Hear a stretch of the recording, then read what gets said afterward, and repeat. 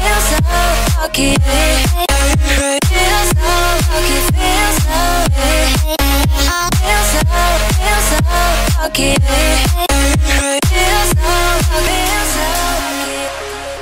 guys, welcome back to Mbok Nur Channel. Karena kali ini kita akan balik lagi di segmen Curcol with Mbok Nur. Jadi udah beberapa bulan ya, kayak udah setahun lebih kali ya aku nggak bikin Curcol with Mbok Nur. Karena aku baru aja ada kabar duka kemarin. Nah jadi hari ini tuh aku pengen juga sih sebenarnya sharing atau pengen denger juga cerita dari mungkin ibu-ibu di luar sana. Pengen tahu mungkin ada yang seperti aku kah, atau mungkin ada yang lebih berkesankah selama proses kehamilannya, atau mungkin proses sebelum hamil. Jadi udah banyak banget yang nge-DM karena kemarin tuh aku sempet upload foto ini.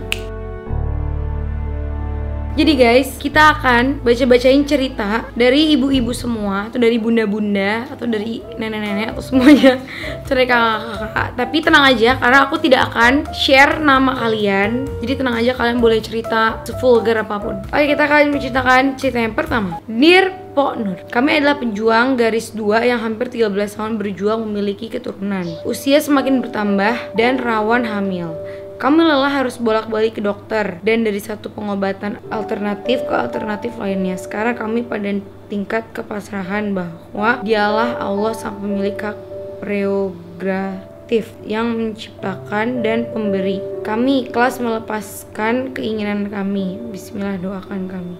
Wow, itu sedih banget sih. Kayak 13 tahun menikah tapi belum diberi keturunan sama Allah. Tapi sebenarnya jangan menyerah sih, karena ada loh orang yang sampai 20 tahun, ada yang 10 tahun, tapi alhamdulillah akhirnya diberikan. Atau mungkin aku bingung sih kalau pengobatan alternatif itu diapain. Kalau aku tuh taunya program hamil atau IVF, atau mungkin selain itulah pokoknya di dokter. Karena waktu jujur nih, sebelum aku nikah itu kan aku tuh sempat program anak kembar, cuman dokter tuh sebenarnya menyarankan, tapi ada resiko-resiko tertentu, kayak mungkin bisa lahirnya prematur atau bahkan anak kembar gitu, karena kan 2. Cuman aku sama abang tuh kayak kita berdua akad gak apa, karena memang kita pengen punya anak kembar. Tapi alhamdulillah Allah kasih gitu, walaupun memang usia kehamilan tidak lama. Ya mungkin trauma ada, mungkin dari ibu ini merasakan ketraumaan atau mungkin kesedihan, takut nggak jadi lagi atau apa, karena di sini kan usianya udah semakin bertambah. Cuman kalau menurut aku jangan menyerah, karena ada ibu-ibu yang umur 40-an aja masih bisa hamil sampai umur 45 deh, mungkin ada juga yang lebih gitu. Jadi menurut aku ya jangan menyerah, harus yakin bahwa Allah pasti nanti akan kasih gitu. Karena kalau kita kalau kita hopeless tuh malah jadi bisa nggak akan terjadi gitu. Kayak aku tuh kemarin tuh terlalu banyak pikiran, terlalu sedih, terlalu apa, jadinya jadi pengaruh juga. Karena banyak juga sih dari mulai bidan, dokter, teman-teman semuanya tuh pada bilang jangan dipikirin, jangan stres, karena itu mempengaruhi ke janinnya gitu. Hai Kak Aurel, saya emak-emak penggemar berat, kakak dari Batam.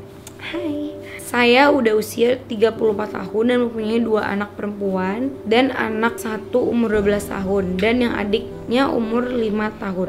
Pengalaman waktu hamil anak pertama sungguh luar biasa karena saya punya penyakit PCOS. Jadi sulit berkembang sel telurnya. Jadi kemarin itu 3 tahun nikah belum hamil juga. Berbagai cara saya dan suami lakukan, dari mulai minum jamu, pijat, dan berobat. Akhirnya ikhtiar program dengan dokter SPOG di tempat saya bekerja. Mulai rutin minum obat penyubur, obat hormon, dan dikasih jadwal berhubungan. Alhamdulillah di bulan ketiga program dinyatakan positif. Bahagianya luar biasa, kehamilannya sangat menyenangkan. Nggak pakai mual muntah seperti yang lainnya. Walaupun saya bekerja, tapi janinnya enak aja diajak kerja. Dalam sehari bisa makan 4-5 kali sehari, tapi makannya harus lauk lele. Kalau nggak lele, nggak mau makan. Makanya sekarang anak pertama saya susah disuruh diem, Kak. Kalau kata suami saya, udah kayak lele. Salam kenal Kak Aurel. Ya Allah, seneng. Anaknya kayak lele.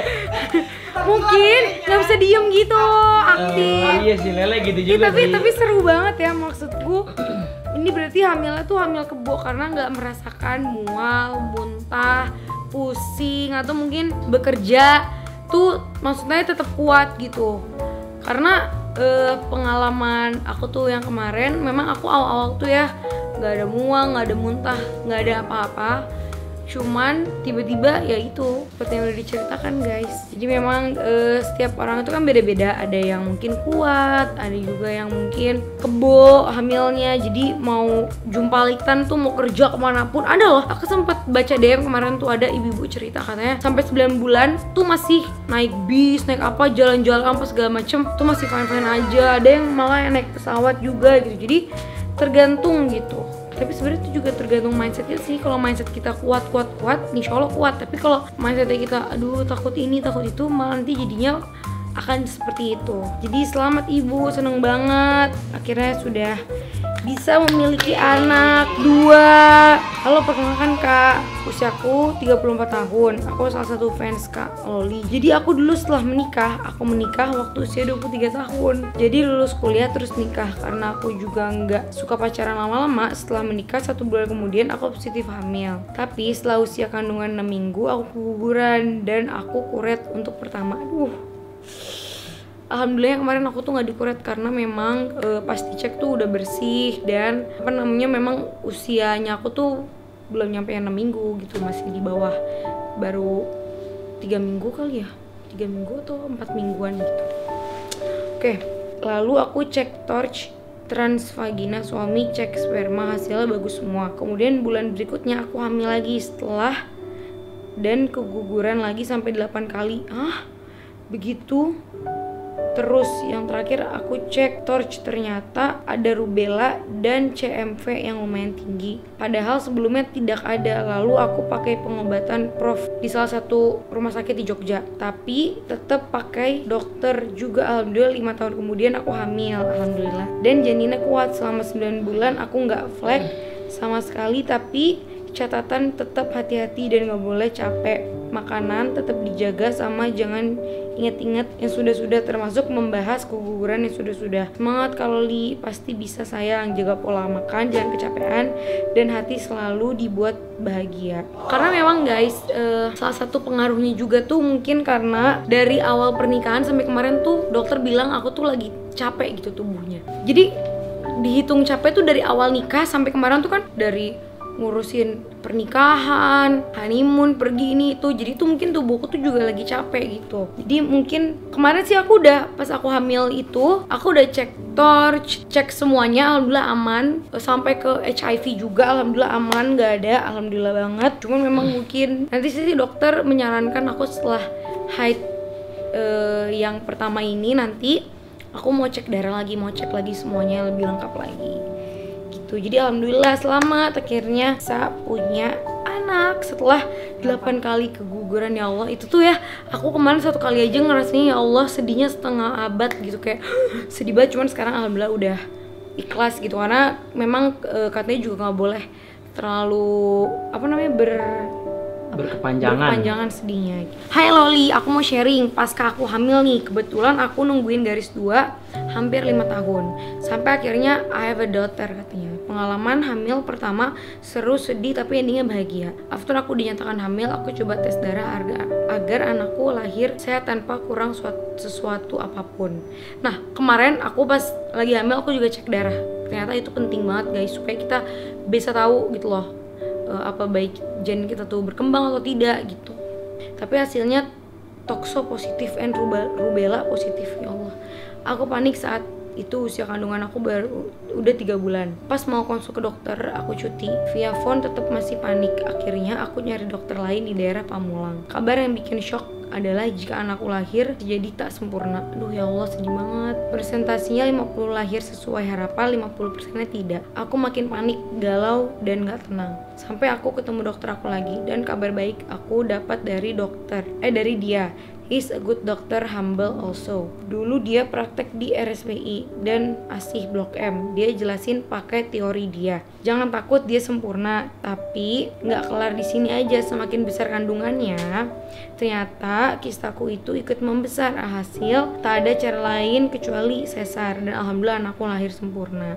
Nah, memang sebenarnya cek darah itu penting karena supaya kita tahu ada tokso atau rubella dan selebihnya. Karena kemarin aku juga gitu, alhamdulillah semuanya normal. Walaupun CMV-nya tuh aku positif, tapi setelah aku tanya dokter bilang itu tidak berbahaya gitu. Karena itu mungkin kayak dari penyakit lalu gitu. Nggak tahu sih, aku juga belum tanya banget karena kemarin kan pasca keguguran itu aku ke dokter cuman belum nanya banyak gitu loh karena masih agak ada trauma. Makanya dokter bilang nanti setelah haid pertama itu aku harus cek darah lagi supaya bisa cek lebih lanjut. Cuman alhamdulillah dokter bilang aku aman-aman aja.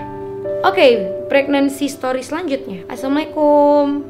Aku umur 39 tahun dari Kalimantan Timur. Aku mau cerita pengalamanku hamil dan melahirkan. Aku menikah di usia 23 tahun. Nikah muda. Sama seperti saya. Dan dikaruniakan anak pertama waktu umur aku 30 tahun. 7 tahun kami menunggu. Ternyata anakku lahir dengan penyakit bawaan. Aduh ya Allah, jantungnya bocor. Bronkopneumonia paru-paru dan hernia. Dan anakku hanya bertahan sampai umur 4 bulan dan 19 hari. Ya Allah, sedih banget.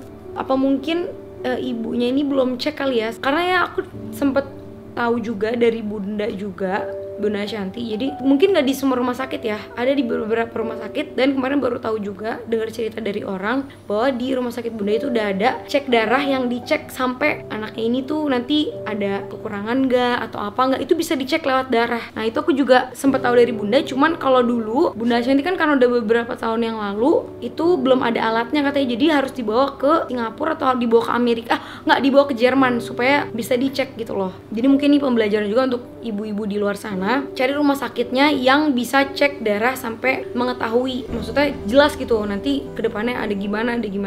Oke. Tadinya bahagia karena penantian kami selama 7 tahun jadi hancur sampai aku berpikir kenapa dikarunia anak kalau harus diambil lagi. Tapi aku percaya bahwa Allah lebih tahu dari segalanya, karena menurut dokter yang merawat penyakit anakku bilang seandainya hidup akan memerlukan biaya yang sangat banyak dan perawatan yang ekstra, dan kami hanya karyawan biasa. Jadi kami yakin Allah adalah perencanaan terbaik untuk umatnya. Terima kasih sudah mau mendengar ceritaku. Tetap semangat dan loli karena Allah memiliki rencana yang lebih indah. Nah mungkin itu benar banget, karena Allah mungkin punya rencana yang lebih indah. Karena pas kemarin aku hamil itu sampai akhirnya kemarin kuburan itu tuh kita selalu sholat dan berdoa kayak ya Allah semoga bayi kita tuh sehat, bayi kita berkembang, bayi kita maksudnya sampai persalinan tuh aman-aman aja gitu. Cuman di 3 minggu itu diambil sama Allah. Mungkin dari doa tersebut mungkin janinnya itu mungkin aja tidak bagus atau mungkin gak berkembang, jadi makanya Allah ambil dulu. Jadi kita harus ambil posisi positifnya. Kita tuh sebagai nih ya, walaupun kita udah menikah nih, kita kan pasti di otak kita suami kita tuh pasti akan terus mau sama kita. Ih lucu banget ya, kadang tuh orang kalau misalnya ngidam tuh aneh-aneh aja. Ada orang yang ngidam tuh pengen suaminya beliin makanan yang dia pengenin. Ada juga yang gak mau deket-deket sama suaminya. Ada juga yang selalu bilang suaminya tuh bau. Tapi di alam bawah sadar tuh pikiran gitu, sebelum mau tidur ntar kepikir lagi, aduh bayiku gimana ya, berkembang gak ya. Makanya pas waktu pendarahan tuh kaget banget, tambah stres lagi. Udah Subhanallah.